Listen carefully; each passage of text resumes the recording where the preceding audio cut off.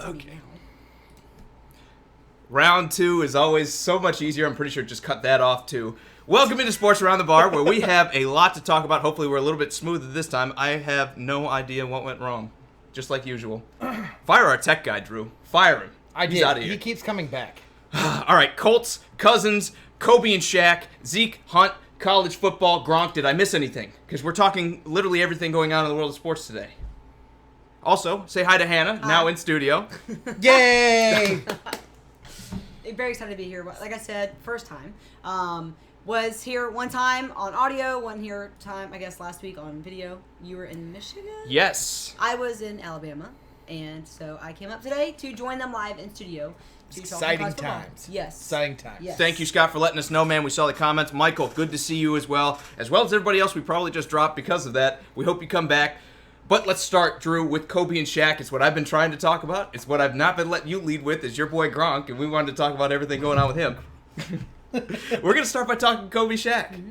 All right? Well, we're going to go basketball first for a change, and we're going to talk about how Kobe recently came out and said Shaq, gave him the old backhanded compliment saying he was a great player. But if he would have had my work ethic, he would have won 12 titles instead of the 3 he got. Was it 10 or was it 10? I think he said 12. He said 12. Oh, okay. A dozen. Rings, yeah. 4 times as many. Yeah. Yeah, well, makes sense. Too harsh? Well, yeah, he's not moving a 7'2" body around 350 pounds. He's not. Kobe can say whatever he wants, but it's easier being a smaller guy. When you're moving a giant body like that around, your workout and diet and things like that are just extremely different than someone that's built like Kobe. Not saying Kobe's a tiny guy, but I was gonna say size is a comparative thing. But there is a huge difference. You could say all you want, Kobe, but I agree with him in a sense. But Shaq still won those rings with Kobe. Yeah, he did. I was gonna say, how many rings would Kobe have if he didn't have Shaq on those teams? Well, he did win a couple without him, but Right.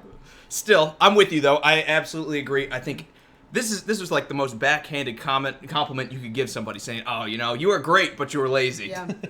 And honestly, I don't know if you heard the slapback or clapback they call it these days with Shaq and Kobe, but I agree.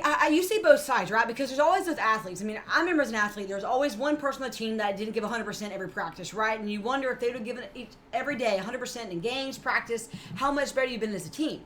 But at the same time, like, Shaq was such a solid player. Like, we talk about him all the time. Yeah, there were some things, inefficiencies and accuracies, but he was such a good player. And for Kobe to kind of refuel this fire that we've already known about this feud for so long, for him to come out and say this, and then for Shaq to be able to listen to, like, you don't get to where you are being who you are, and so it's just hard.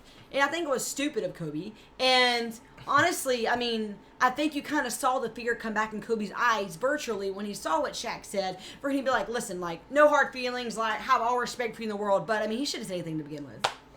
Yeah, I'm right there with you. It's unnecessary comments. I'm kind of with Bees. They're just trying to stay irrelevant in today's NBA news. They need to step aside. I'm right there with you. Steve's got a question here, guys. Who would be your favorite team surprise cut? Marcus Mariota. It'd be a surprise. That's a hopeful.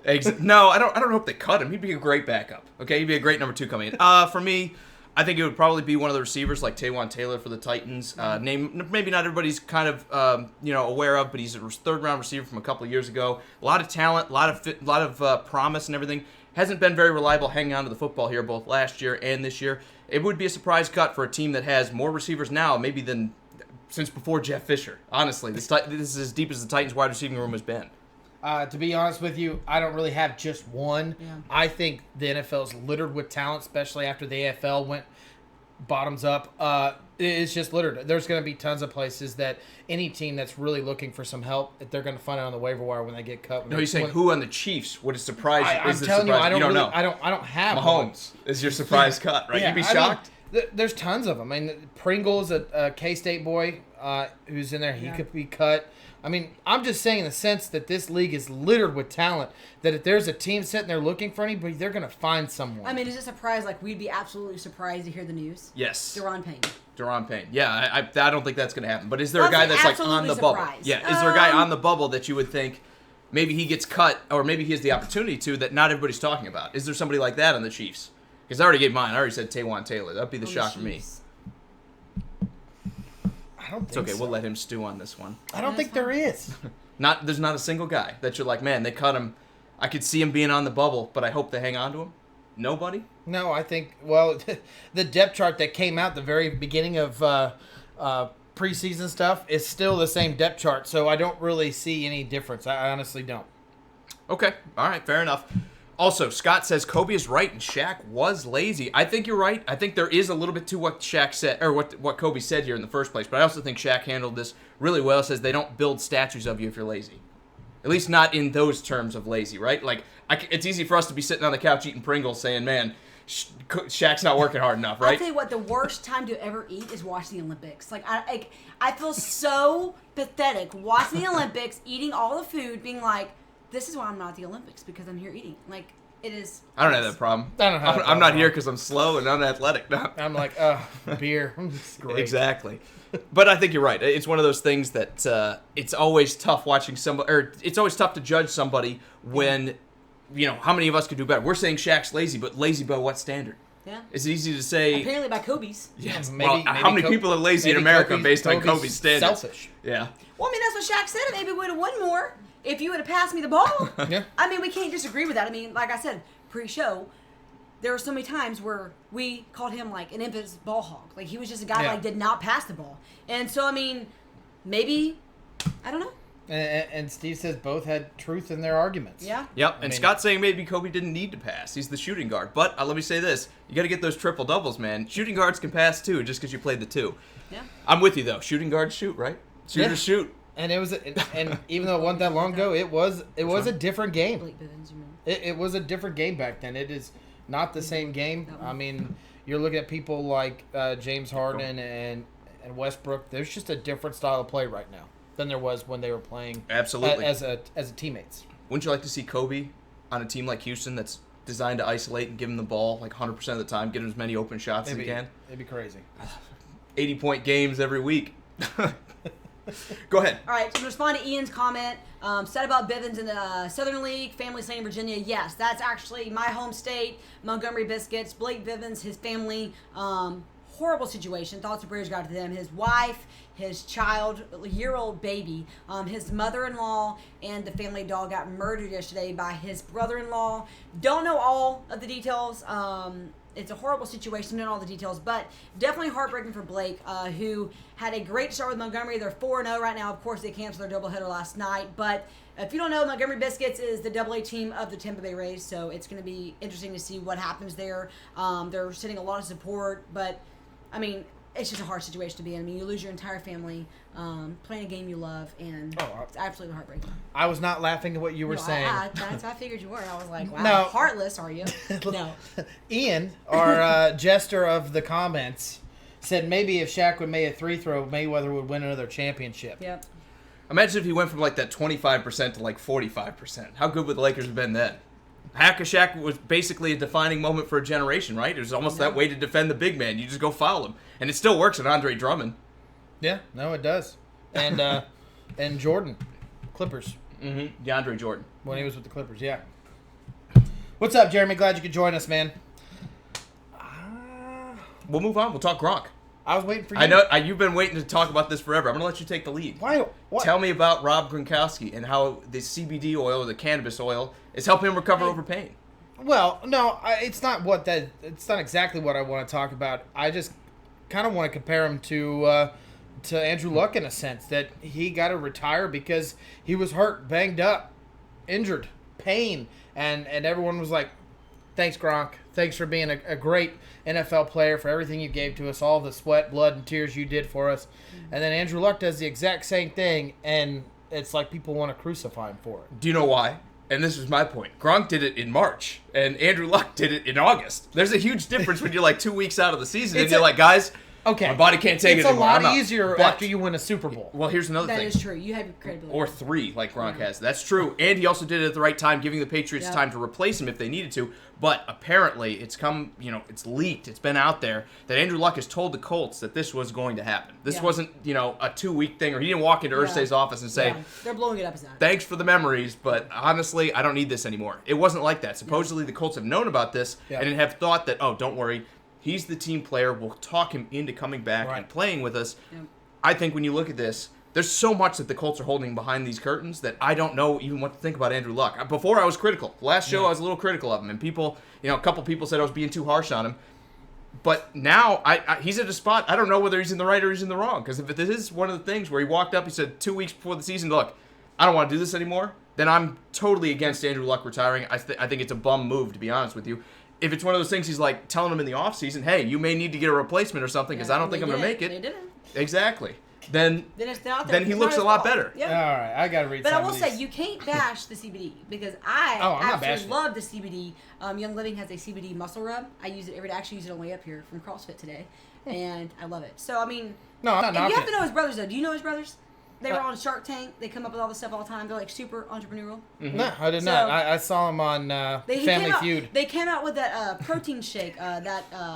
The protein shake, the Medellin or the whatever you call it. Not Medellin, but Do I look like I eat protein shakes? I do, but anyway, it keeps You them drink whole and they protein don't shakes. smell. That's how far off you are from the gym. It went viral. So, I mean, they're always coming up with something. So, I have no doubt. And that was my whole opinion on Gronk. I think he'll come back. I think he's one of those guys that has to do something. He has to be doing something. And I think he's going to realize, kind of like, probably not Brett Favre 2.0, come back and keep retiring every time. But I think we're going to see him come back to the I think this is Brett Favre 2.0. I think we're in for it. And I think Andrew Luck's another one of those guys. If he takes a year off, he's only going to be 30. He's going to come back and he's going to say, you know what? I took some time off. My body feels great. Yeah. And the Colts, they're not going anywhere as a team. They have all this money. They're going to be able to re-sign anyone they want to off of their team. They're going to have some draft picks, especially if they stink this year and they get some top-level draft picks. Right. If next season rolls around, Andrew Luck's feeling a lot better and he comes back to this Colts team and they have another top pick that they don't have to spend on a quarterback, 2020 might be the year to look out for the Colts, like I've been saying all along. But I think Andrew Luck even maybe more emotionally and mentally than physically. I think you hear his testimonies, you hear him talk about it. I mean, he wanted to retire last year. That was the topic of conversation he was very interested in. I mean, maybe come back, but I think it's going to take a lot more than just feeling better physically for him to come back. I mean, there's definitely two different types of players there. You're talking about a tight end who runs route and blocking schemes, and there's a quarterback that runs the whole entire offense. There's definitely a lot more mental base for Andrew Luck. What is something that we do need to talk about with the CBD oil and medical marijuana is the fact that Gronk said, hey, I'm done. And this guy did not play a career without being banged up. I mean, he was typically in his little elbow, little thing, whatever you want to call it, brace. And he literally took less than 3 months, 4 months getting away from painkillers. And if CBD oil or whatever he did, smoking marijuana, I don't care how he put it in his body and healed himself, that is something the NFL needs to open up their eyes to. And if Andrew Luck comes back because of something like that, it's definitely something that needs to be part. CBD products are more legalized now. I mean, that's something. But the problem is it puts THC into your body, which you can. But a lot of them don't. And it'll come up in a drug test, which the NFL then again will find them, suspend them, and whatever else. I could be wrong. I think his is one, like many others now they're coming out that are no THC in them. It's just pure CBD. But I agree. I mean, they had this. There was a conversation 2 years ago, about a year and a half now, we were having about a recruit for Auburn that was taking a certain CBD oil for his epilepsy, and it was the only thing. They tried medicine, they tried everything to stop his seizures. That was the only thing that prevented him from having seizures to play the ball. He wanted to play, and Auburn said no, you can't come because of that. And so, I mean, it's definitely a topic of conversation, especially medically. What are the boundaries? Like, what are the yes and no's to being able to use it? I think if you open it up, you got to open it up completely. Yeah. Because some people aren't affected by CBD and some people are affected by THC. There's different body types that do that. Yeah. I do want to read some of these comments, and just because No. because Have at they're it. funny. I talk all the time. I'm glad to take a break for once. Scott says Gronk is getting blown out like Snoop, and now he's ready again. Steve says, how good is Gronk feeling on a scale of 1 to Snoop? Nice. I'm gonna say Snoop. He's almost there. If he was Snoop, we'd be good. He'd be back already, Snoop. right? Nobody can be like Snoop. Nobody can. Cody said Luck has taken a ton of pressure about playing hurt his whole entire career. Maybe he just got tired of it and retired. I think that's... Wait, who? Kobe? No, Luck. Luck. I think you said Kobe. Did I? I have no idea. Okay. Luck has taken a lot of flack from it, and maybe that's part of it. Like the mental part of the game, we don't talk about that quite as much as the physical part of it. But I will say this. Come on. What did you have to sacrifice to get to this level? Like, if we wanted to say that somebody was so mentally worn down that something like this could break them, how did you get to this point in the first place? That, to me, is the most amazing thing, because you've gone through Pee-wee football, you've gone through middle school football, you've gone through high school football, you've gone through college football. You want to tell me there weren't mentally trying times there that they had to overcome? And 7 years in the NFL? But I don't want to believe it's all mental. I don't think anyone who makes it to the NFL has any kind of that mental weakness that we talk about, because if you, or at least to that level, that would make you quit purely out of mental state. Because I feel like you would have quit long before that. So we got. It can factor in. You got to call them, dude. You got to like rip them a new one. All right. Round 3. Hey, Ty joined in. Hi, Ty. We're having a rough go of it this past like 3 weeks.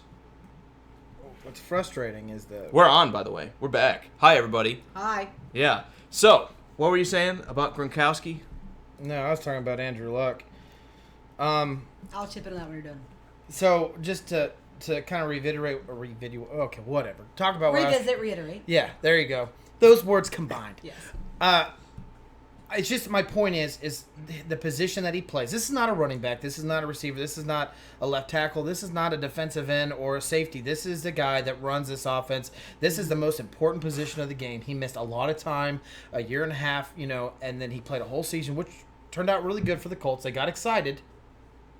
And then he's looking at another injury that could cost him probably half the season. This is just wear and tear on just him as like a team player. I mean, I agree. He wants to be out there. It kills him to retire. I don't think this was because he's not willing to take the pain and suffering and mental awareness. It's just the fact like he wants to be there and he cannot, and his body's not taking it. He needs to take time away from it to get there. I want to say a few things. First off, we don't know what's happening in the locker room. I mean, there's gonna be conversations. Maybe people are saying, "Dude, retire! Like you're holding us back. Like we can't. We can't do this without you. Now we can't do it with you." Type of things. We don't know what's being said. Secondly, I mean, I agree. You look at the type of guy he is, the type of mentality he had even when he played college ball, and you look at him and you're like, you know what? This is taking a wear and tear on him mentally because he's a perfectionist. He wants to do well. He wants to perform 100%. He's not doing that. We haven't really seen him be able to do that. And I think it is. I think it's something that maybe taking a year or two off, him being completely working on his mobility, working on recovery, whatever it may be, I think we'll see him come back healthier and stronger. But I will say this too. There are people who quit because of mental battles, and I'll give you one example, not even football. Ronda Rousey with boxing. When she was humiliated twice in a fight, no, I'm a huge Ronda Rousey person. So I love boxing. But I'll say this. I lost a lot of respect for her because of the fact that she quit when she was behind. She never came back. Wasn't like Muhammad Ali, who lost his heavyweight title, got it back several times. But she quit. She lost twice. She was humiliated. She quit. That was a different type of mental wear and tear that we're talking about here. That was a prideful wear and tear mentally. This is, I think, honestly, a humble wear and tear. I think it's the guy that we know the type of guy he is. We know the type of player he is. We haven't been able to see that because of his health, and I think he's stepping back saying, hey, I'm going to get my life together. I'm going to try to get healthy, but I think the best thing for my team, because I'm who I am, is to stop. Let me hit the comments really quick, and then I got to just absolutely go into everything you said there. Also, Ian, man, we're glad you're back. I think this is 3 for 3. We're glad you're with us. Michael, good to see you as well. He says Colts all day, every day. We are talking about them going in with Andrew Luck. Quincy, good to see you. Ty, good to see you, man. Jonathan, you too as well. Glad you guys are here. Also, Quincy said this is why a good line is important. Yes, do not leave your young quarterbacks hanging out to dry. Yep. I've said this time in and time out. I said it with Josh Rosen, and I took some flack for it. I've said it with guys before that. Do not throw your young quarterbacks out there where they're going to get hit time in and time again, or you're going to eat these shorter careers. Yep. I think Cam Newton's the next domino to fall. We're going to get to the point where Cam Newton's going to be 2 years from now, he's going to say, I can't do this anymore because I've been hit so many times in my career. You are 100% right there, Quincy. That is a great point. Also, Jonathan wants to know, when will we see a female kicker in the NFL? Look, I know we saw Carly Lloyd kick a 55-yard field goal, but she took like a long, kickoff style run up on it. I don't think you'll ever see it until you get a female that can go out and be like almost 200 pounds. Until she gets bigger than Martine Gramatica, we can't have someone out there that if everything falls apart and the play breaks down because you have a bad snap or whatever, where you get these 300-pound men running after them trying to slam your kicker to the turf. I think that's what's holding back. This is a novelty thing. It was fun to see, right? It's always great, especially for the Bears, who need a kicker maybe more than anyone else.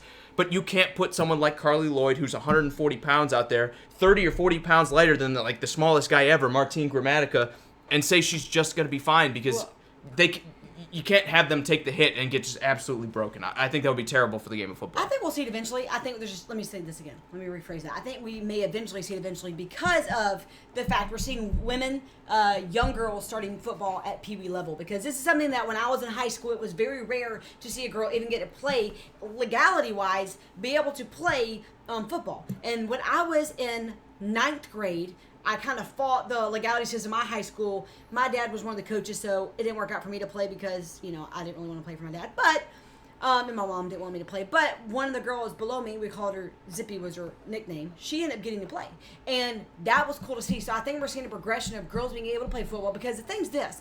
They have to start with wearing the heavy pads and the pressure from the beginning, from when they're a kid. Because when the time they get to high school, college football, they need to be able to handle that. But people's comments, she wouldn't be able to handle the pressure. First off, that's false. I mean, how many times have they had to defend their World Cup championship title? But secondly, it's different. Soccer is completely different than football. Yes, you kick a ball, 100%.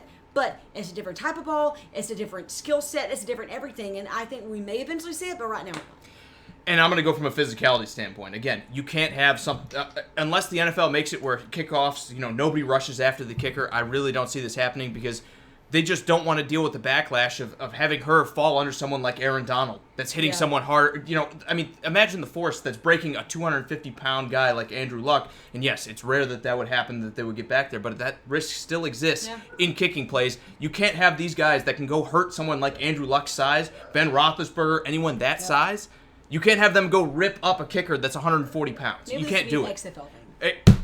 Test run. The only way I see it is if you say nobody can rush the pass or nobody can rush the kick, right? You just line up and kick it, and that's all you get.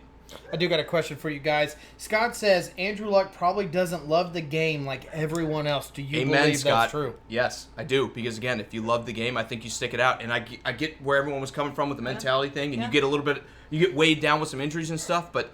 Again, I don't think it's all mentality. If it was all mentality, I don't think he would have had the fortitude to get to the NFL with all. You talk about all the hits you can take. Yeah. Jonathan says you can't hit kickers. Period. You can, absolutely, you can. If the play is broken, and let's say it's a fumble out there, and she decides to pick it up and start running with it, or vice versa, you can just shove them because they're in the play at that point. Yeah. They're no different than anyone else in the field at that point. Yes, they can absolutely get hurt. And the nightmare scenario for the NFL is you have a botched snap, the kicker scoops it up, and then gets blasted by a 250-pound linebacker that's running 22 miles an hour straight into him. I mean, college football, the worry is not really field goals or kickoffs, field goals or extra point. It's really going to be the punts. I mean, that's really where you see most of the injuries with the kickers because they're diving after to block that punt, and are you making contact? That's kind of an iffy topic that we're going to continue talking about in the next couple of years in college, especially NCAA. What's going to happen? I mean, we're talking about targeting. That's another role they're going to consistently change and talk about, but. In the NFL, for sure, it's a different scheme. Because honestly, let's just be honest. One of the only times I've ever seen a team 100% attempt to block a extra point was Vanderbilt at Auburn. When, oh my word, I'm blanking on his name. The amazing linebacker from Vanderbilt leapt over and blocked Daniel Carlson's extra point and barely missed him. But... Yeah. Physicality-wise, as long as everything goes right. But let me give you this: last year, Titans. Zach Cunningham, that was his name. Yeah. Woo! Titans versus Buffalo. We saw it last year. A muffed punt, the kicker wound up getting slammed to the turf. Or, a muffed field goal, bad snap on it. As soon as that happens, you're 100% live, just like everybody else. So either the NFL changes the rules where you just put a red jersey on them and you can't ever touch them, or you're not going to see women in the NFL. I think this is going to happen in college beforehand. Yeah. First off, it's really difficult kicking the football. We see 32 guys, and how many of them change spots every year because it is one of the most pressure-filled situations in the NFL. You have to be physical. You have to be able to kick a 55-yarder with ease. On top of it, I think you're going to see it in college before you see anything else because college needs 120 kickers. The NFL needs 32. Yes. Alabama needs 120 themselves. Well, if you remember during the draft when we were down there, they allowed people to kick field goals, and hundreds, thousands of people lined up. And what do we mostly see? And Chicago did it too after it just double doink. Terrible misses. This is something that's Absolutely. very difficult. Exactly. I do want to get to another one of these comments. Steven says there's been a woman in hockey Tampa Bay had a goalie for a brief time, but the NFL would be insane.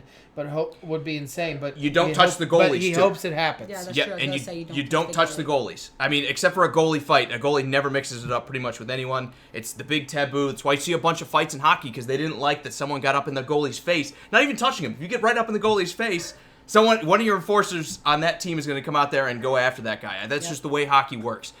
I could see a goalie if you're going to have that. But the NFL, again, that's a live ball in a situation where you've got 11 people who are going to be considerably bigger than almost any woman is going to be. So unless you get like a physical specimen that, I mean, we're talking about like a Serena Williams is to tennis, I just don't see it. Not in the NFL. It's too big, it's too fast, it's too powerful. It's going to lead to a bad injury, and it's going to lead to the egg on the NFL's face. That's why I think they're not even going to consider it. But like I said, you're gonna the perfect person is gonna be someone who played from Pee-wee football and grew up playing football her entire life. Dad's probably a coach. She's probably built as a linebacker, being a kicker. Not saying it's impossible. I'm saying there's a possibility, but it's all hypothetical. Also, Jonathan says, how many kickers run off the field after every kickoff? None of them. I mean, they're always there. You're the safety. You're the guy who hangs back, and then when you need to make the tackle, you fill in there and try to make a tackle. Exactly. You're like, please don't let this They're happen. always on the field. You don't see them making the tackle because you're the last man. It's your job to kind of close down the play. Yep. But they don't just run off the field. Again, that's another thing. Even if you have them kicking field goals, you'd have to have your punter do the kickoffs. Yeah. Ivy says, I think she thinks that one injury after another broke Andrew Luck's love for the sport. He probably felt he couldn't escape that vicious cycle. I think that's a great point. I think that's exactly what happened. I think he looked at it. The quote to me that kind of lost a lot of respect for Andrew Luck was where he said, I told myself the last time this happened that if it happened again, I would choose me. I want to comment on this one. And to that, when I said that, football is supposed to be the team sport, right? You sacrifice for the team. You're always supposed to be all in for the team. It's not about you, it's about the team. That was where I kind of read this as Andrew Luck decided, I'm 29, I've made $50+ million. It doesn't matter if I leave $50 million on the table. I'm a Stanford graduate. I'm smart. I know what to do with the money. Why am I putting my health at risk? You don't want that guy leading your team anyway. You want the guy like Tom Brady that says, it doesn't matter about the money. It doesn't matter about what I have to go through. It doesn't matter what the team looks like. It doesn't matter if I have to step back and we have to run the ball more this year because we can't throw and everyone's going to be saying, has Tom Brady lost it? Doesn't matter. And I'm not the Tom Brady fanboy, but you have to look at the way he's played and say, that is the guy I want under center, not the guy who says, the next time I get hurt, I'm going to choose me. But if Tom Brady would have been hurt as much as he has in a short amount of time, I think we'd be having a different conversation. I don't. Because I think that he's probably the one guy that says, it doesn't matter. I'm here for the game. I'm here because I want to be the best. I think a lot of other guys, you'd be right. I think Tom Brady, you might be wrong in that sense. Now, can I comment on Steve's Sure. comment? Steve commented. No, we don't talk about Steve's comments. He also quit on the WWE, so maybe she has just personal issues. I agree, but I'll say this. You look at Ronda Rousey, you look at the type of person she is. She was really the woman that led MMA and the type of fighting into being a woman's sport as well. She was kind of that Serena Williams or Venus Williams you call it of tennis, right? That was who she was. I think what happened was you saw one word define her fame. I think you saw someone who spent all their time in the gym, then going to spend all of her time on TV, interviews, commercials, whatever. Money got to her, fame got to her. She spent less time training, more time on air, on camera. She got beat up. She thought WWE maybe her rise to shine, but I think she's realizing she missed the sport. So I don't know. I think there's still hope maybe one day to see Ronda Rousey get back in the ring. I would love to see that because like I tell you, I would rather see her come back and win and then retire. I don't ever like seeing someone quit on a loss. I don't. Jeremy, if you're still there, man, I know you're trying to talk about the Bears. Real quick, we did an entire breakdown of the Bears. We picked them to go, I think, 12-4 and win the NFC North. I know Sports Illustrated just said they're going to go last, but Sports Illustrated said that because they wanted to get you, the Bears fans, fired up and talking about them. This was a shock pick for you to talk about Sports Illustrated and their thing. The Bears are going to be fine, man. They're probably going to win the division. If they don't, they're going to be probably in the conversation unless something happens to Mitch Trubisky. That defense is so amazing, and this is coming from a Titans fan. All you need is a defense, and you could stay around 8-9 wins. All you need is a couple breaks, and you can get into the playoffs with the defense. The Bears have the defense. If they're not the best defense, they're the second best defense. Top 5, Jeremy, you would think. Don't worry about it. This team will be perfectly fine. I believe in Matt Nagy and what he what he puts offensively. You got to remember, Mitch Trubisky's still a young quarterback trying to learn and develop in the game. To be honest, as far as his college career into his NFL, he's not really played a lot of football games that are irrelevant in the sense of grown men playing this. So to sit there and listen to that nonsense that Sports Illustrated's feeding you, They got you to buy the magazine or read their article, because that's what they were doing, exactly like Jake said. It was a matter to get you to read it. Right. Well, Don't believe that hype. Chicago will be fine. I mean, he's all saying this offense is scary what they're doing. I mean, I think we're going to see a completely different team this year. I really do. Also, let me go into what Jonathan says, because he's still all in on the female kickers. He says you see more 100-yard returns than kicker hits every year. I don't think that's true, especially now that they move the ball forward. Maybe in years past when Devin Hester was playing, I'd buy that. But these days, you barely see any returns at all. But when you do, kickers do get involved sometimes. They're the safety valve. They're the last guy to make the play. Yep. Also, he says there are big women and small men, sure. But I don't care what big woman you're looking at. 99.9% of women cannot rival the physicality of every NFL player out there. And yes, there are small men, but guess what they're not doing? Playing in the NFL. Believe me, I wish I was more than 160 pounds and 5'10". I might be playing in the NFL right now. 160 pounds? These days. Jeez, that's just one. It's all the beer. One leg of It's all the beer. 160 pounds. But let me tell you this, Jonathan. Just because there are small men does not mean that they're going to be able to play in the NFL. This is the best meritocracy you're going to see.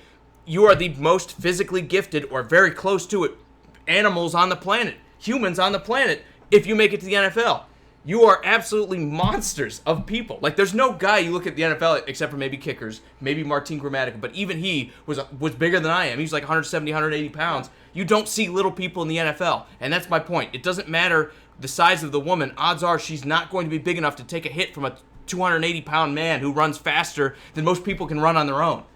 I think it's going to be even more so what type of team, like what team should be playing for. I mean, you're going to have to play for a team that has a huge offensive line that's going to be, every type of line to be able to hold the defense from coming at you. But even more than that, I mean, I think there are some women who can hold their ground. I mean, I know they're using Ronda Rousey as an example. Yeah, maybe so. But I think there are plenty of women who are capable of playing, but they're taught not to play like that. I mean, women are basically, and now it's different. But when I was a kid, I mean, I would go out and play football with the guys all the time in PE. I would go out and I would come home with torn shirts and torn shorts. I remember I actually tackled our star running back in 3rd grade, and he got really hurt. And I got in trouble with football coach. But I was like, you know what?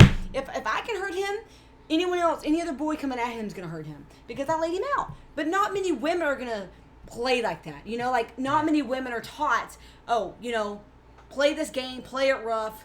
And not many teams at a young age are going to let boys go at her full speed. They're always going to protect her. So she's never at a vulnerable place where she has to be okay and survive a 300-pound man laying on her. Do you understand what I'm saying? So I don't think we're ever going to see. I think in one way we're kind of overstimulating the conversation on what's going to have to happen for a woman to play. That's if it ever happens. Secondly, I mean, how often do we see this even with a man? How many times? I mean, we're having a conversation. Yeah, there's some really skinny punters in college football and in kicking. We don't have their conversation. Are they going to be safe? They're only 145 pounds right now. Are they going to be able to survive a tackle? We're not talking about that. No, because if he gets hurt, it's not a big deal, right? Right. But if you sling a woman to the ground and she gets hurt, everybody's talking about it, right? We're talking about, is the game too rough? Yada yada yada. I get your point, but you're also saying 3rd grade. There's a lot of growth in there that's going to be different for a woman and a man. That's just the way it is. Also, Ian says Detroit is taking the division, throwing salt in the Bears fans' wound. Look, Ian, I don't know if you're a Lions fan or whether you're a Steelers fan, but Detroit is not taking this division, buddy. I've told you this 1,000 times. I agree to disagree. That's all I can say. I like their moves. They're getting better. I do got to disagree with the comment here. Steve said that's why he doesn't think Kyler Murray will last.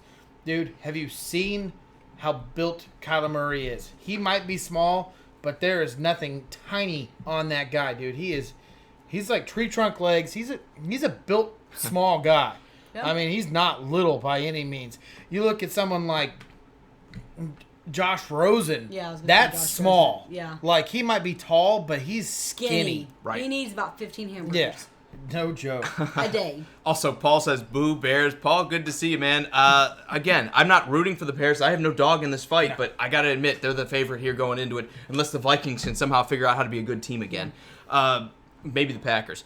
Also, Ivy says she agreed. Luck would have her pummeled. I'm not sure exactly what we're talking about, but I think she's saying that if Luck can't take the hits, it would be really, really tough to have any female play anything outside the role of kicker. Even at kicker, you're putting them at a huge risk. It would need to be someone that you look at, maybe like Ronda Rousey, that you should say that she's. I'll just call her and be like, yo, Ronda, do you want to go play in the NFL? Yeah, but even Ronda Rousey, put her in the cage with John Jones, what do you think happens? Yeah. And that's my point. I mean, you're going up against the best athletes and the best people that we can find in America. I mean, and abroad. I mean, we're getting Amobi Okoye is my best example. Yes. I think he was Nigerian. He might have been Algerian. Yeah. I'm not 100% sure. He came all the way from Africa to play.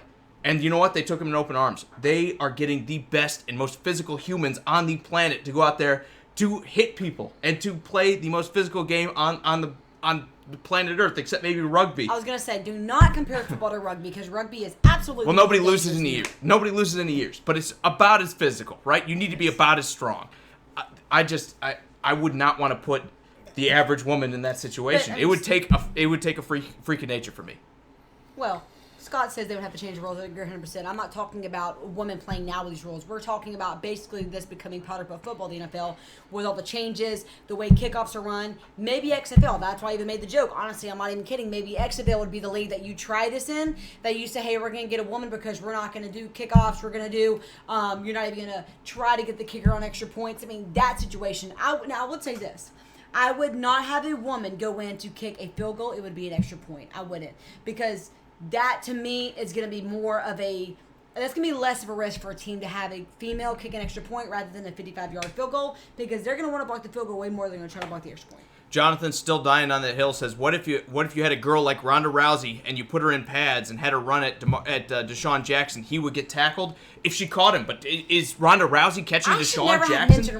No, I know. It's all my fault for mentioning her earlier. Look, about Andrew Luck. I'll give you this. All my fault. You take any woman in history right now, that is alive right now, put them on the field and have them run down Deshaun Jackson. It's not going to happen. There's a difference in physicality, and that's my point. There just is. I mean, take almost any man and put him out there trying to run down Deshaun Jackson. It doesn't happen. There's a reason this guy is. Yeah, exactly. There's a reason this guy is in the upper 0.001% of all physical humans on the planet right now. It's because nobody can catch a guy that fast. Yeah. So yeah, could she probably hit him if he stood still? Sure, 100%. But then again, if you put him on the field and said, "All right, Jackson, all you got to beat is Ronda Rousey," how many times out of 100 do you think he'd do it? 99? 100? 98. That's nice. 101. And that's nothing against Ronda Rousey. That's just the skill that Deshaun Jackson has. All right. I got to go back to what we've got so much other stuff to talk about. Come on. No. You were the guy that said we're not going to get through it. You're 100% right. I'm always saying we're never going to get through all this. I got to go back to what was said about rugby versus football. Okay, I played both sports, and there's a huge difference between rugby and football. Both of them are violent sports. Yes. But what rugby is, it's a consistent motion. Yes. Football stops, and it's burst of motion. So as violent as rugby is, people start to wear down a little bit. They're not that explosive hits. Yes. They happen. Right. Yes. But football, it's consistently explosive. It's consistently a burst of muscle and mass. Yeah, because you give them 35 seconds to catch their breath and then run at you again. That's why, as I try to say this as much as I possibly can without starting controversy, NFL football and college football and American football is way more violent than rugby is. Also, Ian said, I will say this. There was a point in college football where you had the evolution of rugby into football, and there was one movement, we'll call it, the flying V, which was one of the most deadly tactics in college football. I mean, how many guys I took a whole sports history class at Alabama based on rugby and football, and the idea that they evolved from rugby and playing football was the reason why we have so many rules it is today. Yes, I agree 100%. You play. We're looking at the type of rugby though. I mean, if you're looking at a Ireland Welsh team competing against each other, it's going to be very, very, very deadly. I think Cody would love this. Cody's a rugby guy. But I agree. I mean, you're getting a wear and tear. It's kind of like if you even brought in soccer to that. Soccer's consistent, but they're wearing down. They don't play the entire, if you're in the defense and the ball's gone, you can slow down. In football, it's constantly going. I agree 100%. I guess my thing is, could you imagine NFL with no pads? Yeah, there'd be fewer hits. And I almost think you might take the helmets off, right? They talk about the head-to-head collisions. What if you give them like the soccer, like padded helmets? Where it's the old leather. Like you can dive. No, I mean, they're not leather 100%. No, They're the like, old ones. Well, the NFL ones are. I'm talking about the soccer ones that have like almost bubble wrap around the head. Yeah. I think we'd see a lot fewer guys lead with their heads and go into the tackles. I don't know if that affects the injuries or not. Cody says he's here and he's holding his tongue. Also, Ian says, we watched the lingerie league, and those women hit harder than men. They might hit harder than the average man, but do they hit harder than the average NFL player? To that, an emphatic no. They could probably lay me out. I don't think they could lay out a guy You that's would want them to lay 225. you out. I wouldn't mind that. I don't think we would. I mean, honestly, Oh, she got me. No. even if you had the opportunity, let's just say I was the benchmark woman that was playing in the NFL. I'm going to be the kicker, and you have the opportunity as a full-grown man to give it everything you have at me. Do you think you would actually do it? Honestly. Would Pads? you, if I'm padded and you're padded, do you think you would give me 100% of what you could give in a tackle? Yes or Well, no? Honestly. Let me.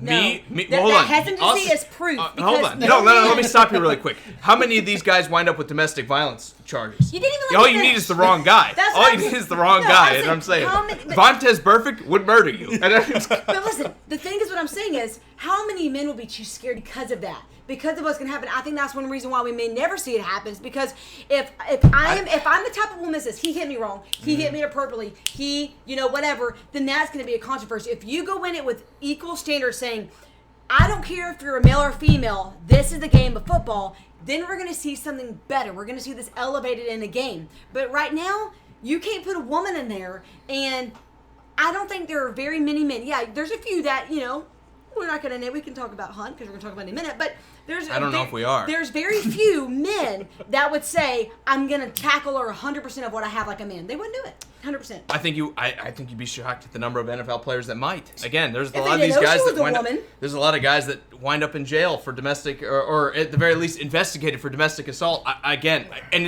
it's always, would you find the wrong one? There are plenty of guys in the NFL, and I want to condition this statement here real quick, that would not. That you're right, might take a little bit off the top, but I also believe there are a lot of guys that say it doesn't quite matter so much to them. And again, you don't want to be, as a league, in that situation where a guy's got to go make a play and he says, I need 110% of the hit, but it might go hurt the person I'm going to hit. You need to be another guy where he doesn't care, right? I mean, you see guys try to leap over it. You need the guy that says, I don't care if he upends himself and snaps his neck. I got to stop him getting in the end zone. And again, you're right. That is a factor when it comes to a woman playing on the field, but I think you'd be shocked at the number of NFL players that said, I'm here to make the play, and I'm not caring who's taking the hit. Also, I know you said we're going to talk about Kareem Hunt. Guys, we've had some amazing comments. Cody, I hope you enjoyed the rugby talk. I can see you in here. I hope you enjoyed all that. I've got like 95 more comments to scroll through. Guys, you've been fantastic. But we do need to talk college football. So I'm going to go, when I say rapid fire, we're going rapid fire here, Drew. Yeah. Kareem Hunt, not going to get to practice with the Cleveland Browns for 8 weeks. He's not going to be allowed to be in the facilities. Anything else? What does that do to his draft stock? Fantasy-wise. What does that do to Kareem Hunt's draft stock? And we took him. We fell for the old trap. Mm-hmm. Hey, you take him. You take him late rounds. I mean, you're talking the most important time in all fantasy leagues is late in the season. Will he come out week 8 and run 150 yards and 2 touchdowns? Probably not. But trust me, John Dorsey is going to run Kareem Hunt to the bare tread. The tread is going to be gone off his tires. He's going to use and abuse them. I think the worry should be more on the Nick Chubb drafters than the Kareem Hunt. I also saw a Utes comment saying, go for them. We're getting the college football guys coming out. That's what I'm here for. We're going to talk about them in just a second. Also, please lay off the Bama stuff. I can only deal with so much Roll Tide before I lose my mind. I didn't even see Roll Tide. I said I went to school there. I do have one comment here that I want to say. Ian says he's so glad that Hannah's there. As great as Sports Around the Bar is, she elevates you, or whatever, elevates you guys better. Okay, Ian, you used to flirt with me like that. Just because she's here doesn't mean that you still can't stop with me, all right? All right. Also, in other news, DeMarcus Cousins is a jerk, threatened to put a quote-unquote bullet in his baby mama's head, or mother of his child. I don't like to say baby mama. I don't like that word. DeMarcus Cousins is a piece of shit, and I apologize for saying I feel bad that he got hurt. Do you have a baby mama? And that's I the reason- do not, but I don't like that word regardless. DeMarcus Cousins is a punk. Don't like him anymore. I know there have been a lot of people that have said he's had attitude all the way back in his Kentucky days. But this one kind of seals the deal for me. If you didn't hear, he was on record. The mother of his child recorded him saying that because she would not allow his son to go to his wedding at a date in which she had custody of him, that he would put a bullet in her head. You're kind of a piece of shit now. I don't know how else to describe it. I mean, DeMarcus Cousins, I'm glad you tore your ACL, you punk. How about that? Go ahead, Hannah. Well, okay, throw the ball to me. Okay. No, I got it. I'll stay on the rant if you don't want to touch this one. I agree 100%. I mean, I think that's something that, I'm going to be cautious in what I say. But I think verbal abuse is something that is not spoken of enough. I think that you have people who are in, we talk about domestic violence all the time, but there are women who are stuck in abusive relationships that are honestly just verbal. And those are very hard to get out of, and they're very hard to deal with. And when you have a guy that's going to say something, now I'll say this, we don't know the full context. We always have these things where, we get a 3-second audio. It's alleged. We talked about this before the show. He hasn't said yes or no about it. We don't know if it's him. This is why it's a lot different than video, because this video, you're like instantaneously, oh, he did that. We look at the video in elevators. We look at the video here. Oh, he put her hands on her. He hit her. But when you have the audio of him saying what he said, then I will say it brings us a lot to the topic of, oh my word, I'm blanking all of a sudden. Help me.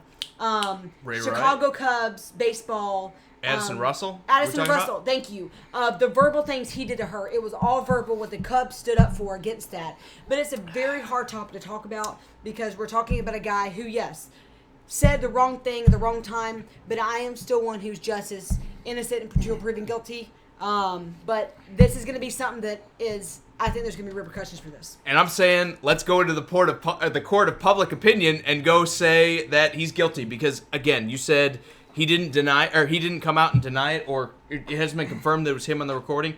If this was you and somebody said you said this to the mother of your child, what would you say? That was not me, right? You would come out and deny it 100%. He has not done that because he did it. He said it. Sure, maybe she egged him on, but it doesn't matter. You don't threaten to kill anybody.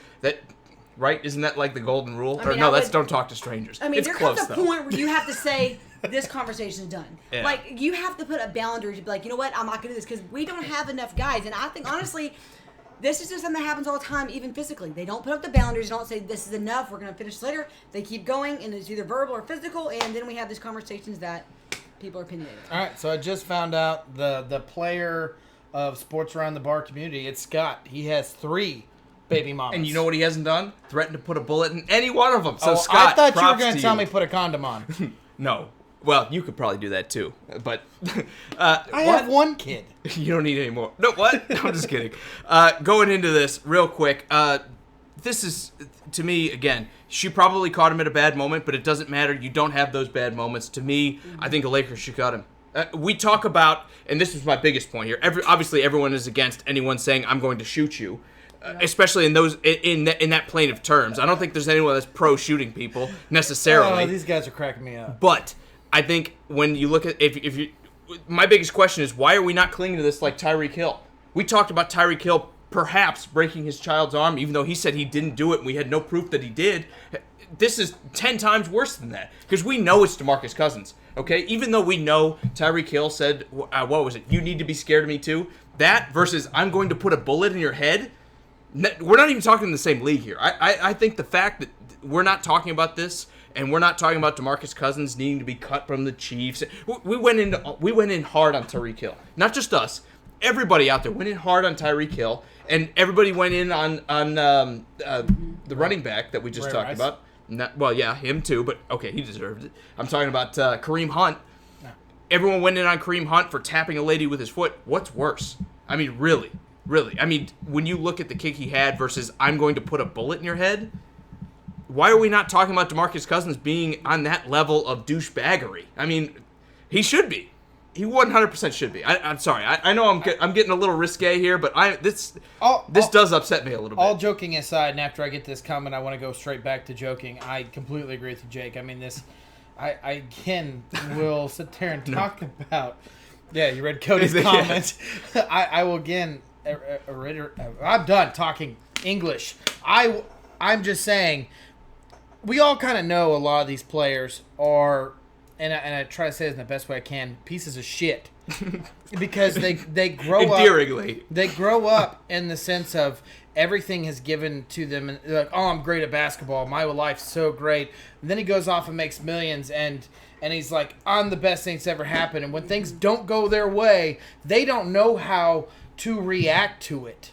And that's where you see someone like Adrian Peterson beat his child, or Tyreek Hill allegedly beat his child, or Ray Rice hit his wife, or Kareem Hunt kicked that girl. This is all the same stuff where I have sat there and talked to you guys about this a few times for sure, because I try not to get up myself on a pedestal. Raise your kids right. Teach them what's right and wrong. Yeah. This is all wrong. You don't talk to a woman like that, and to be honest, you don't even talk to any human being like that. Yeah. That is not what you do to be a human being. You are not on this. This is a huge. Gosh, I just blinked out the guy's name. That's okay. It's not a big deal. You are not in the same team.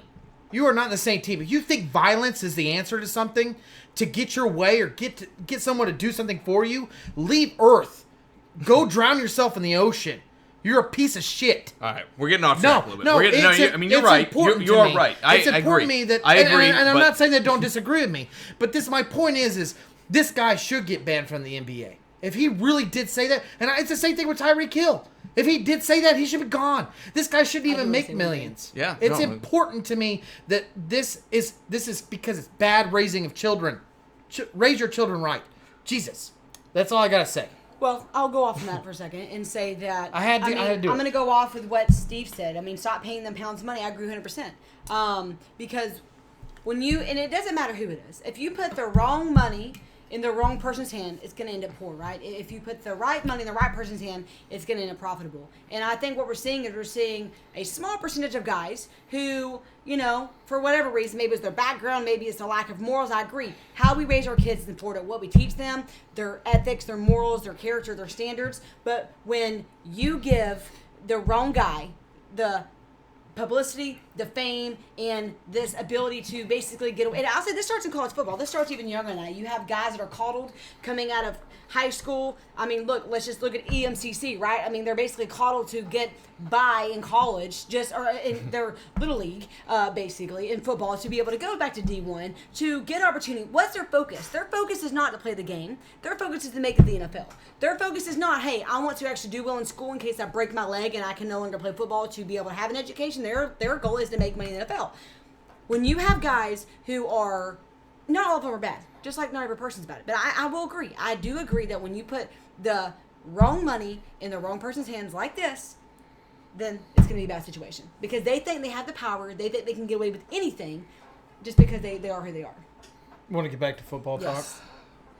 Yes, but let me hit a couple. Let me hit a couple of these, and we'll go college football real quick. Cody says I've never been to the trailer park. If they're not ready to put up a language like that, just because it happens, Cody, doesn't make it right. I'm with you here. It happens 100% of the time. But when you're on that platform, you're under a microscope. Yeah, you don't get away with that. 100%. To your point, yes, a lot of these guys are coddled. I think it's one of those things that, yes, that absolutely plays into this. But I don't think you should pay them less because of it. Obviously, if their skills are worth it, I don't think anyone should make less money than they do. No. I don't want to be the arbiter of any kind of pay scheme or anything else. I'm just saying it's just a situation. We need to hold them to the same standard we hold everybody else. And like Scott said, this can be considered a terroristic threat in some states.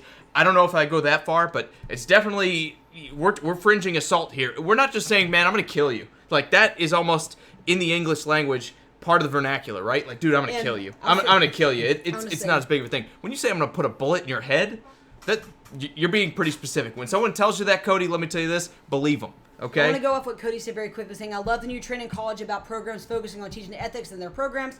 Show out to coaches at UW, or I guess saying UW, probably University of Washington. In Michigan, I'll see this. Nick Saban came out yesterday or 2 days ago. His audio bite, as always, went viral. He was saying that, what do you do when you have a 19-year-old guy that makes a mistake? Do you punish him for life, saying, you know what, you made a mistake, whatever it is, you can no longer play the game? No, he's more worried about and people don't agree all the time. I've seen it personally. I know his daughter. I know him and his family.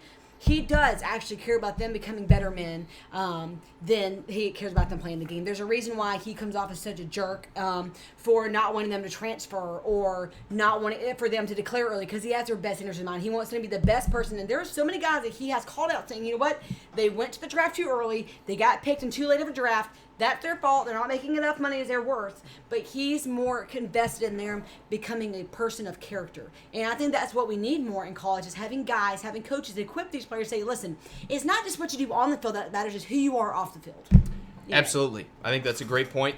Just really quick, I want to round this out. Steven also says that when the initial report came out, I think everyone thought that Tyreek did it, and a lot of people still do. I do. I personally still think Tyreek Hill probably did this. But, again, I'm not sure about Tyreek Hill. I've heard this recording from DeMarcus Cousins, and I'm 100% sure he said it because he didn't come out and say I didn't. And again, what would be the easiest thing to do? If this wasn't you and someone was making something up about you, what would be the first thing any rational person would do? I didn't say that. I did not say that to her. I did not say this then. We haven't heard any of that because it happened. And this is him. He could have come out and said, look, I lost my temper. I didn't mean it. I definitely overreacted, and I apologize for it. I in no way meant that to be what it is. We haven't heard that either. It's been crickets from DeMarcus Cousins at this point because he probably said it and he probably meant it at the time. So this is, to me, why it's probably worse than Tyreek Hill. And yes, I still probably think that's what likely happened, is Tyreek Hill probably abused his child and broke his arm. But I don't think Tyreek Hill probably meant to break the child's arm. I think DeMarcus Cousins meant this one when he said it. This one came from the heart. Yeah, I'm gonna go back to more Steven comments here. He said, with this situation, all the injuries, his career could be all but over at this point. He's not at all defending Cousins, though, because he's trash and deserves to get hard for this. Absolutely. Deserves to get hit hard for this. Absolutely. And Quincy's right. It all starts at home. I think a lot of this is kind of like that self-perpetuating cycle when you've been treated like garbage your life. You grow up, you get money, fame, everything you want because you have a physical ability. It's very hard to break that cycle yourself. Yeah. It 100% is. So I'm with you on that one, Quincy. That's a great point. Yep. All right, let's All right. We don't want to. The reason I'm here. I'm sorry, we got stuck on that. No Zeke deal in sight. That's it. That's all. Watch out in fantasy. Moving forward. Before we start, we should recap for a second last week. We should. Yeah, absolutely. Yeah, we're going to touch on everything from week 0. We're going to talk about college football going forward. I thought you meant recap of what we said. I was like, I don't know whether we had that time. The Colts also signed Brock Osweiler. I don't think it's enough. Woo! Wait till after everybody cuts everybody. Hopefully they find somebody. They're going to cut him after they sign him. Maybe. He won a game for the Dolphins. Doesn't matter. We'll talk about that at a later date. Obviously, we got to get into college football. We held you guys too long. We appreciate all the support. We appreciate you sticking with us. Let's talk about week 0, Hannah. I'm going to let you take the lead on this one. You are Mrs. College Football around here. Let's start with Arizona, Hawaii, it, right? I mean, that was a good game. I think that was something we talked about. Arizona being a team in the Pac-12. I mean, Utah's really there's several teams in the Pac-12 that we talked about last week that I'm excited to see. Obviously, UW and Wazoo, University of Washington, Washington State, those are 2 teams that you're looking out. I mean, they're going to face each other in the Apple Cup, but what you're bringing back, it's going to be exciting. Utah's really the team that even Lee Corso has making it. Why are you laughing? I'm laughing at Steve. Yeah, you're good. That was the third dagger into my heart today. He said roll tide again. That you're going to see how they play. I mean, Utah's a team that's going to be ferocious. They're a good team this year. But another team we're going to be talking about in a minute, Oregon. But Arizona team, kind of on the bubble. You're trying to see what they're going to be able to bring back, the type of offense. They did not do well, obviously, against Hawaii, losing that game. But I'll say this. This Hawaii team is going to be a different type of team than we've seen before. I think it's going to be exciting to see what Hawaii can do. I will say the Miami-Florida game, we did kind of predict that right. I did think Florida would come on top, but I did think it was going to be a scrummy game, which it was. I mean, you had a turnover battle game. You had a lot of referee interaction within the game, but I think it was exciting to see how these teams can manage. I think Miami has a lot to overcome. I think they're going to have to overcome their offensive battle. I mean, we may actually see Tate Martell come in this season. We didn't think he would in the beginning, but I think after last week, there's a chance of that. As quarterback, with Florida, the things you're going to have to work on, obviously defensive, security, but also even Felipe Franks is going to have to be more consistent. He was a very inconsistent quarterback last year. We saw that again this year. Sorry, I'm probably talking way too much about football. So go ahead and talk some Miami and Florida. Did you get it all out? Let me put my this is why I came here in. tonight, was to talk college football. And then I'll let you talk.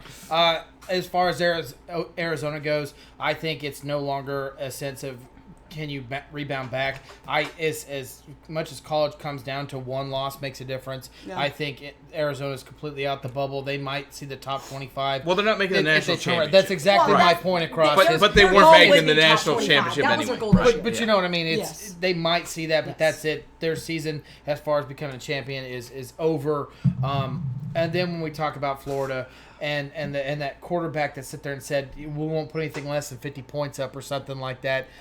That's what they need to focus on. Yeah. As much as the defense struggled or whatever you want to say, I think the most focus is that offense. Yes. And that's all I have to really say about those two games. My thing is, if you're going to lose, you might as well do it early. A week 0 game is 100% forgivable if you want to talk about any kind of top 25 ranking. If you're going to lose in college football, it's better to get it out of the way early. This is why you don't schedule anyone early. Last year with Auburn. Exactly. This is why you do not schedule anyone early. I know it's what we want to see, right? I love watching Florida go up against the U in week 0 for college football because you get a game that means something. But this is why good programs schedule those tune-up games to begin with, so you can be firing on all cylinders. I guarantee weeks 3, 4, 5, if they probably would have played Hawaii, this probably doesn't happen, even on the road. Yep, I agree.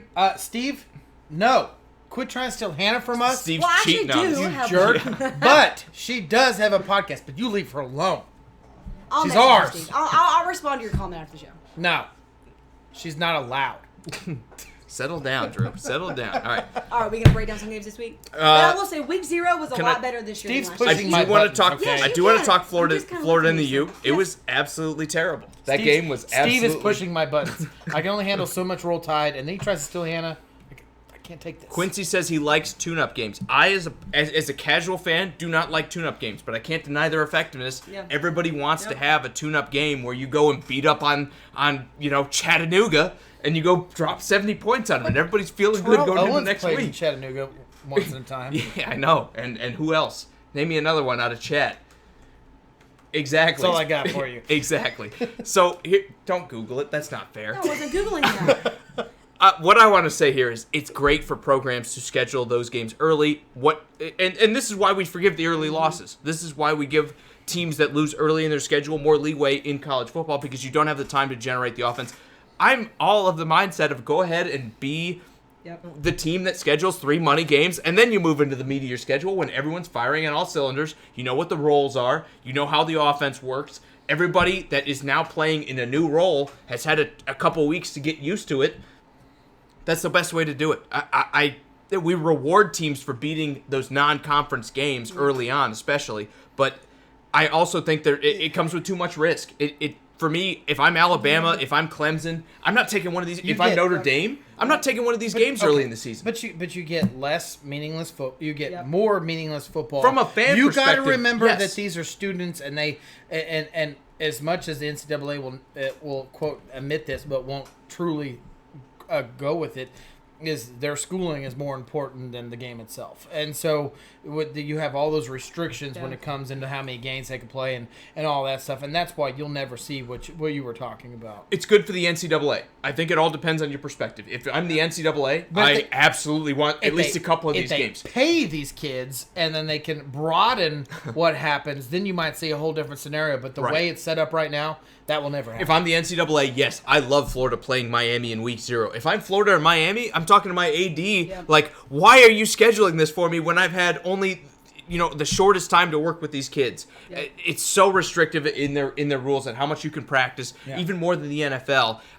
This is the nightmare scenario. I don't want to play Miami week 0 where they have a chance of beating us. I want to play Chattanooga, or I want to play TSU, Tennessee State University. That's not going to be anybody, and we're going to go find ourselves, and the loss isn't going to hurt us. Or I'm sorry, the win is not gonna bother us. There's no chance to lose. Yep. I get it. From the NCAA perspective, you want to have some entertaining games so people watch it. Mm-hmm. From a school perspective, if I'm the head coach of a school, I'm like, do not schedule me anything for the first 2 weeks at least. Yep.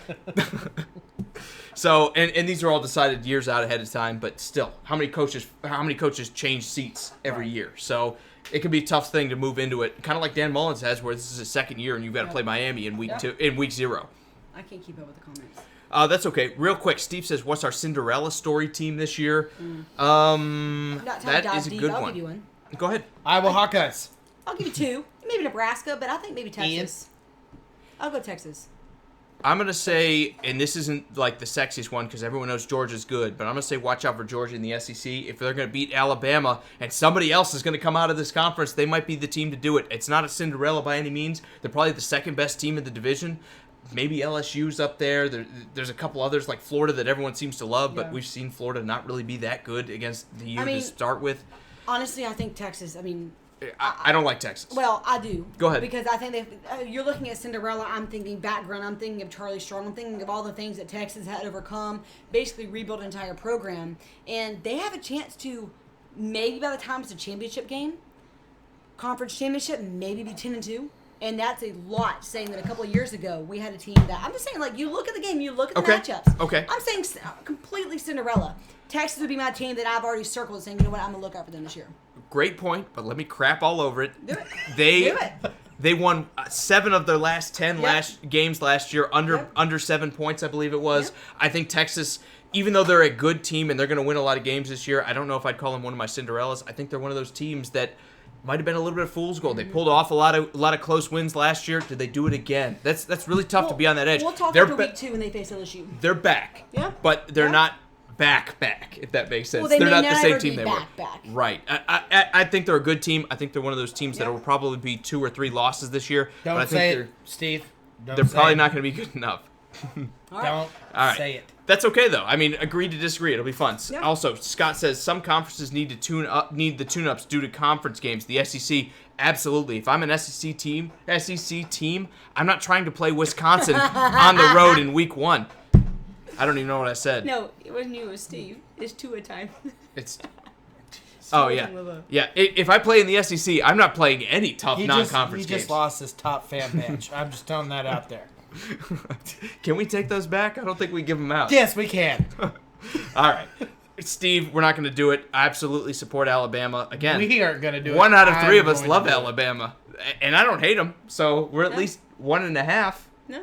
But I'll say this about Alabama at the very least. If I'm Alabama, if I'm Georgia, if I'm LSU, and I'm Florida, and I got to play these tough in-conference schedule, I'm not playing anyone week 1, 0, 2, 3. It doesn't matter. I'm playing money games. I want to go pay MTSU to take a beating from me. I'll say this. If you're Alabama, it doesn't matter if you played Ohio State week 1 and Alabama beat Ohio State. There's going to be an excuse for why Alabama beat them week 1. So Alabama's like, screw this. Like, I don't need to play a good team week 1. I mean, let's look at this. They played Florida State, destroyed them week 1, right? I mean, and this is why I like to have this type of conversation. Last year. You look at week 1, Alabama plays Wisconsin, right? A couple of years ago. Yes. This is that was the before game Wisconsin was even really relevant. Now we're looking at them. They're like, well, Alabama played them too soon. Alabama beats Florida State, the college football championship match between week 1. You know, everyone's talking about it. Alabama beats them well. Florida State was just not strong enough.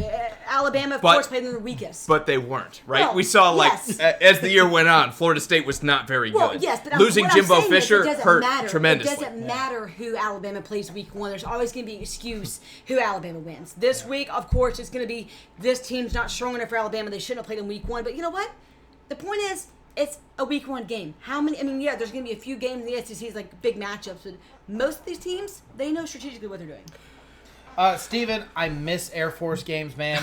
I hope they win 9 games. I literally miss going there. Easy team to root for. Air Force, Army, Navy, doesn't matter. They're an easy team to root for. When you live in the city where they play, and, I just like to see them throw it tickets once or twice. are worth the while of going to.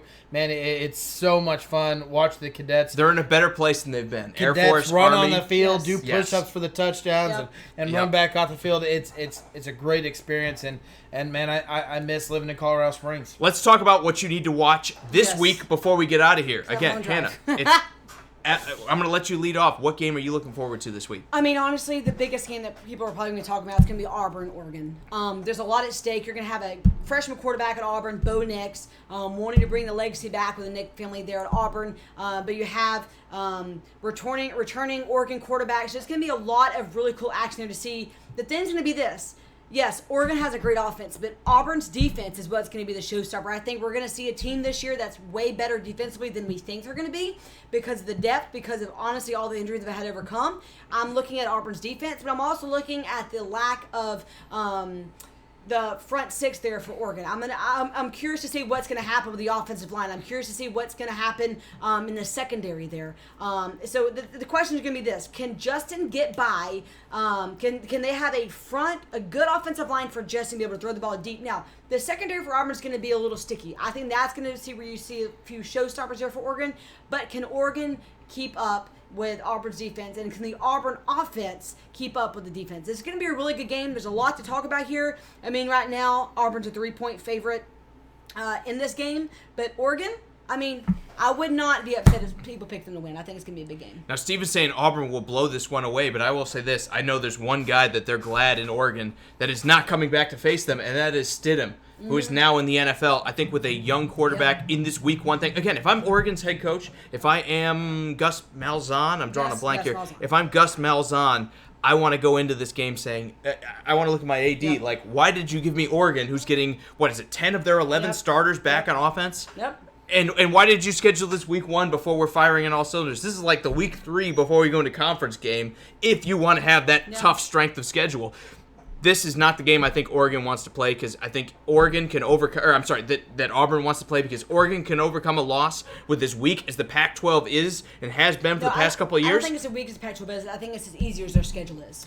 Well, their schedule is easy, but I think the Pac-12, well, especially compared to the SEC, but compared to other conferences, last year we saw the Pac-12 take a big step back. Yeah. So even if Oregon drops this game versus an SEC opponent in week 1, their excuse is going to be, well, we won the division, we're tough, maybe we deserve to be in the playoffs. If Auburn loses this game, and you've got Georgia that might have 1 loss, and you've got LSU that might have 1 or 2, and Alabama that might have 1 or 2 at most, and they've got to say we're the best in the SEC, especially in the SEC West, what kind of argument is that? Again, I think Auburn is the big loser for scheduling this game even a couple of years ago.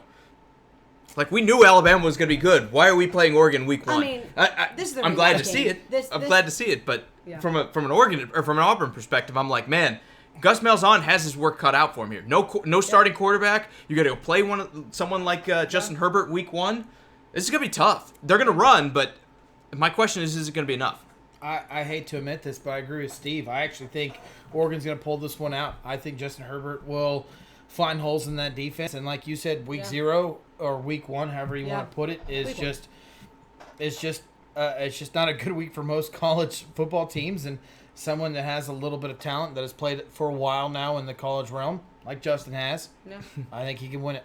I mean, for an opening game, for you to have a brand new quarterback in Bo Nix, I mean, I think this is going to be a really high caliber game for him.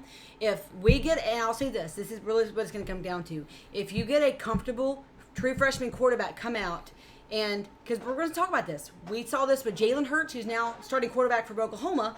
There's a chance he'll actually face his former team in the playoffs.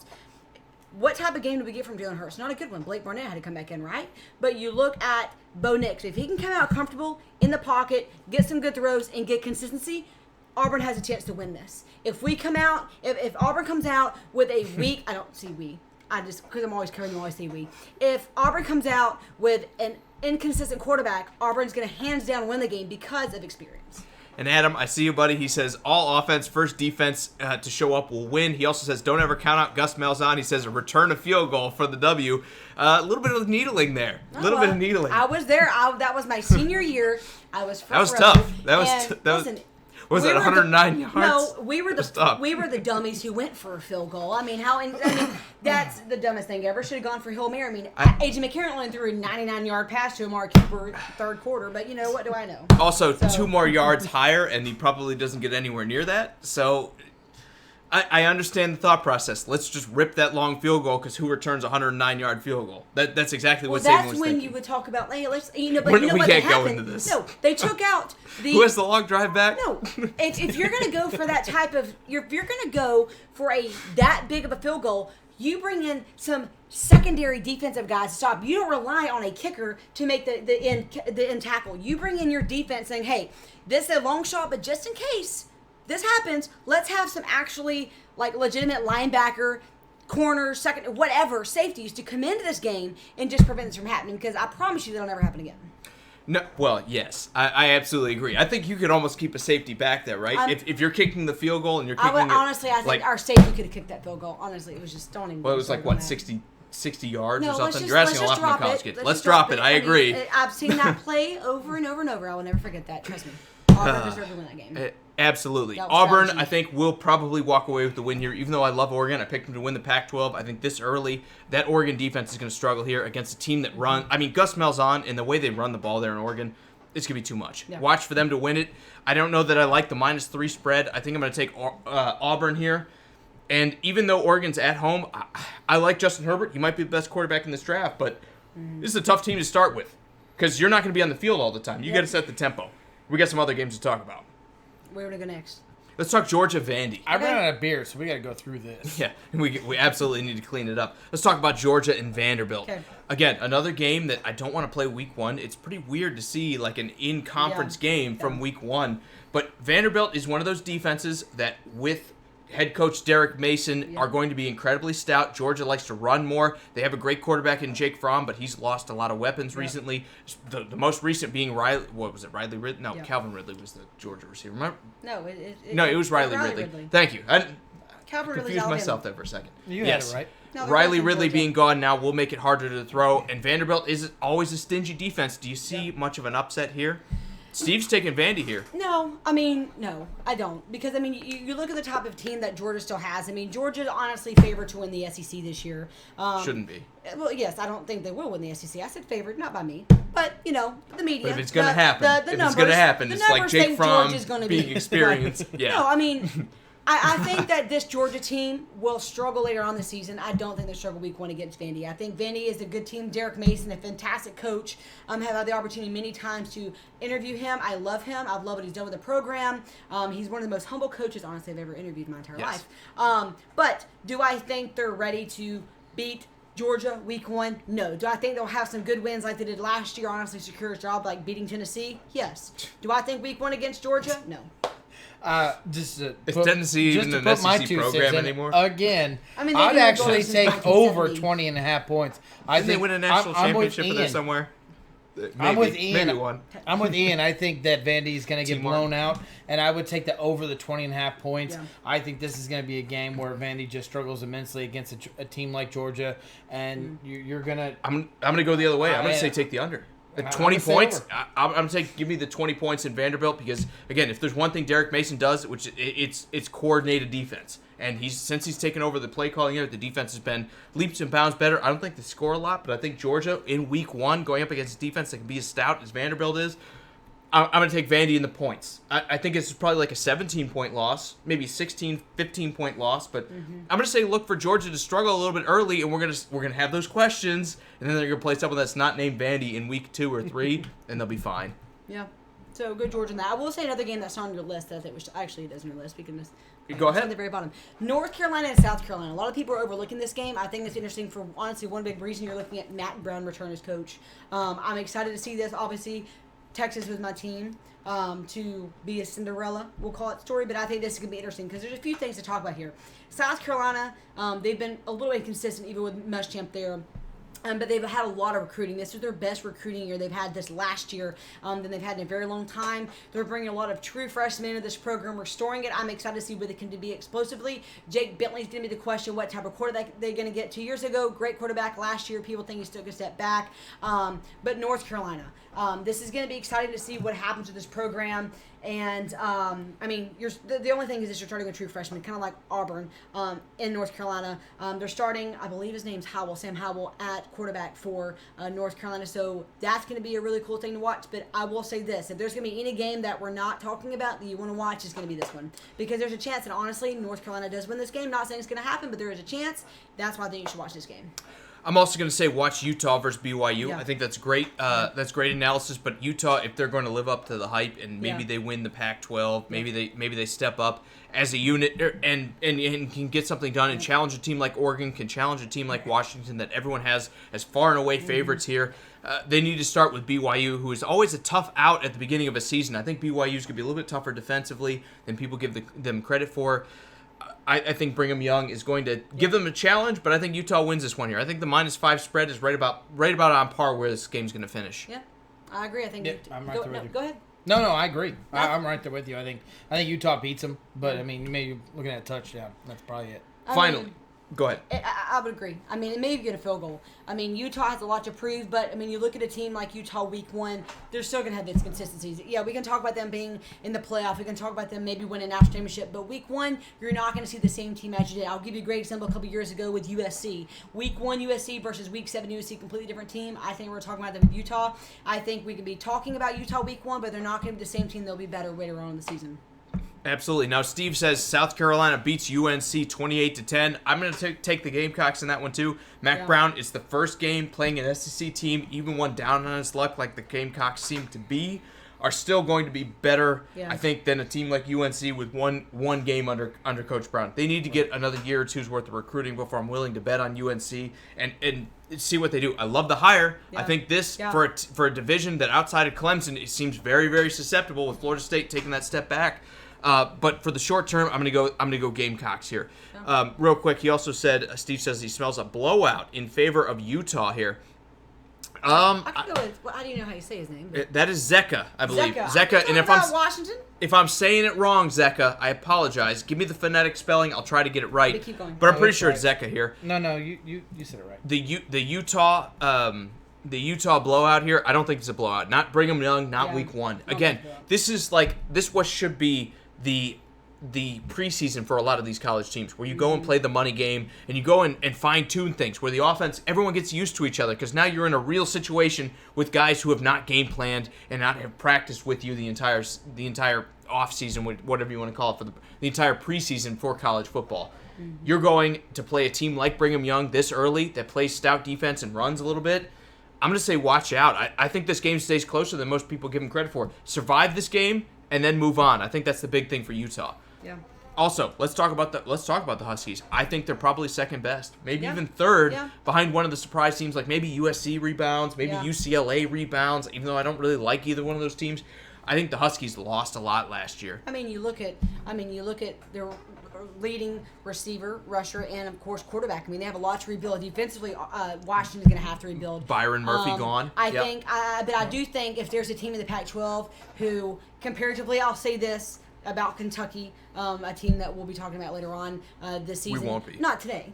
Season. Or the rest Kentucky, of the season. No, but I'm putting my point. Kentucky's a team that week 1, I'm gonna call it every week. I'm gonna do something called upset alert. I will say that I think Toledo has a chance to beat Kentucky week 1. People are gonna think I'm crazy on that, but you look at the guys defensively. They're losing Josh Allen now. If I said this earlier, Kentucky. I said this pre-show to him that Kentucky's a team that is not like an Alabama and not like an Auburn, not like a Florida who can rebuild very fast. Right? Kentucky's a team that is going to have to bring in recruits over time with consistency. Kentucky basketball is like Alabama football and vice versa. So if I'm looking at a team in the Pac-12 who's able to rebuild fast, like an Alabama or a Florida, that's going to be Washington. So yes, are they losing some really good players? Yes, but I think. You look at what Peterson's done with that program. He's got experience with his second and third string. I do think they bounce back. I have them right now second in the Pac-12, but I do think there's a chance that they actually end up being the favorite to win the Pac-12 later on in the season. I'm Oregon all the way, even though they start tough with Auburn. I think Oregon, it's their division to lose, but I think it makes some great points. They still are probably the second best team out there. I think they're going to disappoint because, like you said, they have a lot of positions to recover from losing. It's going to be one of those games that. Who knows? Maybe they can start quick, and you see Oregon lose a game to Auburn, and maybe drop another surprise game in the Pac-12. And we're talking about their overall conference record hurting them. And again, the Pac-12 has not been in the playoff in the playoffs last year, so they might get more consideration this year when you talk about the NCAA and their committee that is not necessarily biased in any terms, considering a Pac-12 team. If the Huskies have a good start and they stay solid all the way through, I think they can suffer a bad loss and maybe come over the top of a team like Oregon. I'm not picking them, but I wouldn't call you crazy for taking them yourself. Yeah. Let me just round it out here with a couple comments before we get out of here. Steve, I'm going to get to yours real quick, but Ian wants to know. Ian says Stanford in the north and South Carolina in the south. Okay. Also, Zexa says ranked 13th for Washington. Yeah, but they've got a lot of questions. Yeah. They got a lot of questions. They were ranked lower top than that. 5 last year. I'm saying they've been ranked starting out improved, so. But starting out last year, they were top 5. I mean, they were my team that I thought were they maybe top 10 that were going to make the playoffs last year. Now, you're talking about losing players in Washington. I think they lost confidence. Yeah, I do 200%. Yep. I absolutely agree with you, and sometimes that can happen when you play a bad game. I'm hoping that doesn't happen to Oregon, who I picked to win it all. From beating Alabama for losing to Alabama in the Peach Bowl. That was really just flattening for them. That was deflating. No doubt about it. But good teams recover, bad teams don't. I want to see that leadership out of Washington. That even if we take a bad loss, it's the Pac-12, and we could probably get away with 2 or 3 of these with the way the rest of this division looks like. I knew he was talking about USC. Let me just round it out here. It was Steve that said, who are your 4 picks for the playoff teams before the season starts? Realistically, before the season starts. I know we saw a couple games here. I'm going to say Georgia, Alabama. You're going to put Georgia back in the playoff with Alabama? I am. I think it's going to be a one-loss team, and they might even lose to them twice and still make the playoff if they only lose to Alabama and they keep it close twice. I'm going to say Clemson, and to round it out, this is not going to sound like a sexy pick, but I'm going to take I'm going to take Oklahoma here. I think the Pac-12 gets shut out. I think even the Big Ten gets shut out because I think Michigan has had a lot of transfers here lately. I think Ryan Day might stumble once or twice as Ohio State's head coach. I don't see Sparty or Northwestern really stepping up in the Big Ten. I think this might be 2 SEC teams, a Big 12 team, and then an ACC team going into the playoff this year. I'll go last. You go next. No, I don't think they're the only 2 teams that matters. Alabama and Clemson. That's it. Yeah. I mean, does it really matter who the other 3 and 4 are? I think those 2 teams are going to dominate it, and they're going to find themselves in the national championship game once again. I didn't exactly go out on a limb picking 3 of the last 4. I think the only difference I had there was I don't have Georgia. I don't. Because I think 2 reasons. I think Georgia's going to struggle a little bit more than we think they do. I think they actually lose one more game besides Bama. But secondly, I don't think there's any way on God's green earth that there's going to be a way that we'll call it the committee, whatever you want to call it, every year they get away. Right. I think there's no way that they're going to allow Alabama and Georgia to be in the playoff again the way that it's happened the last few years. Now, no one wants to see it's kind of becoming Golden State, watching a rerun every single year of them playing in the playoff. Now, I do have Alabama. I have Oklahoma. I actually have that as my championship matchup. I think that we'll see Alabama and Oklahoma for a national championship. I mean, both quarterbacks are in the Heisman run. Of course, Jalen Hurts now leaving Alabama, going to Oklahoma. We see him stack up against Tua Tagovailoa, returning quarterback for Alabama. I have Alabama. I'll go ahead and put Clemson in there. I'm going to put Oklahoma, and then I am going to put Michigan because I think they're going to somehow try to put a team in there from that conference to represent just for a year, let there be no 2-team SEC. Because let's just be honest, the reason the BCS was thrown away was because of the fact that you had LSU, Alabama play 2 times 1 year. After Alabama lost 9-6 at home, yes, I was at that game. We ended up beating them in the national championship game that year in New Orleans, Louisiana.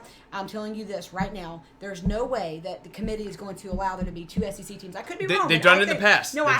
Georgia has got in there. I think it's going to happen again when Michigan disappoints a little bit, and Ohio disappoints even more so. They're going to look at it and say, that was Alabama getting in without playing a playoff game, a championship game. Sure, I agree with you on that standpoint, but I think when you look at it, they want the most entertaining football they can put on the field. Yeah. I think Georgia, right now, I got to pick them to be one of the most entertaining teams in the nation. I think Michigan's going to disappoint. We've seen a lot of transfers away from Michigan.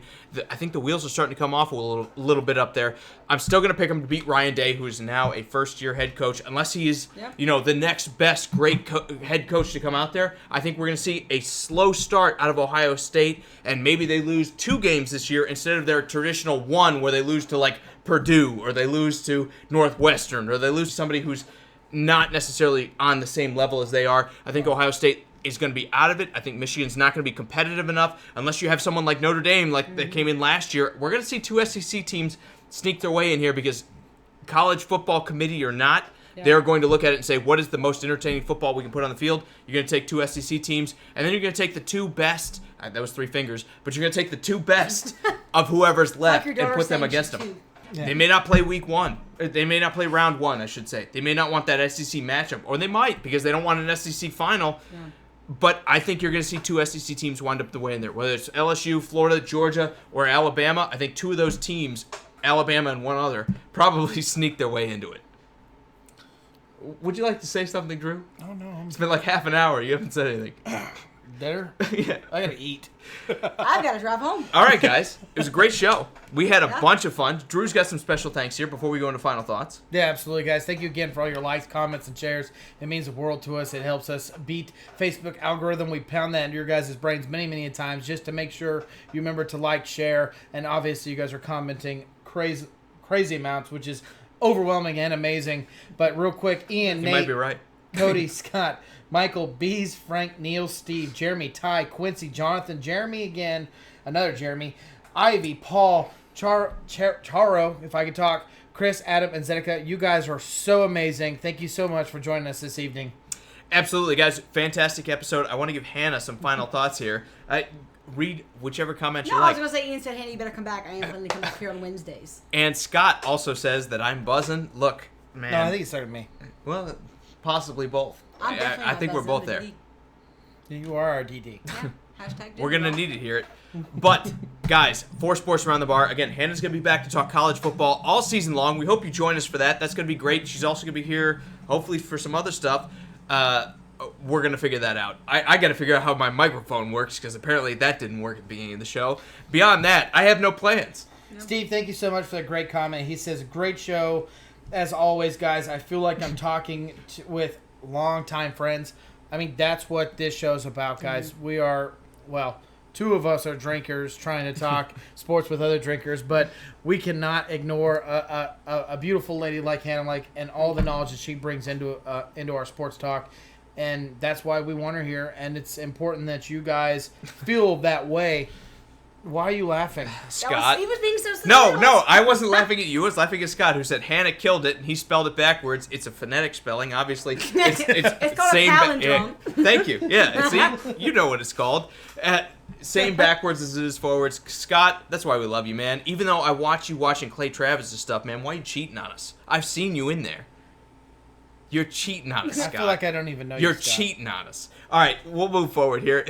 Steve also, again, pouring out the love. We think Hannah's great too. Next time, I'm going to have this thing up at the top of your screen not be there so you can see probably all of her face. Ian would like to know I didn't how even does see he that get the entire a shirt? show. I didn't even notice it. What does Ian want? A shirt. How does he get a shirt? Click shirt? on our Shirt? our website thing. Click on Facebook. You'll see something from Teespring. I'm going to make a video on it. We're talking about it. Click on that. I'll throw out a post here later as well if you want a shirt. Jeremy got his. You can be number 2 behind Jeremy. Jeremy's our favorite guy so far. As great as Facebook is, there's a lot of bad things about Facebook as well. Which is like all of it. But we're glad you're here. We wouldn't have met you without hold Facebook. on. I'm about to say, it's like we wouldn't have Yeah, him exactly. Facebook. So 96% of it, you're the only good thing about Facebook. Oh, We'll be back on Friday. Yeah. Wednesday? What is today? I don't even Friday. know. We'll be back on We'll be Friday. back on Friday to talk sports and everything is else. drunk. I am going to get you what you need to know for your shirt. Ian, I know you've been asking. I will send you in a private message personally. And I'm also going to send it out for everybody else on the page. So And for some Sports Around the pictures? Bar. Ian, you're going to get a little something special. For Sports Around the Bar, I am Jake, your bartender. Ian, I'm something more to you. And this is Drew. This is Hannah. Guys, it's been fun. We will talk to you on Friday. And I don't even know what we're going to talk about, but we'll be here to talk about it. See ya. See y'all.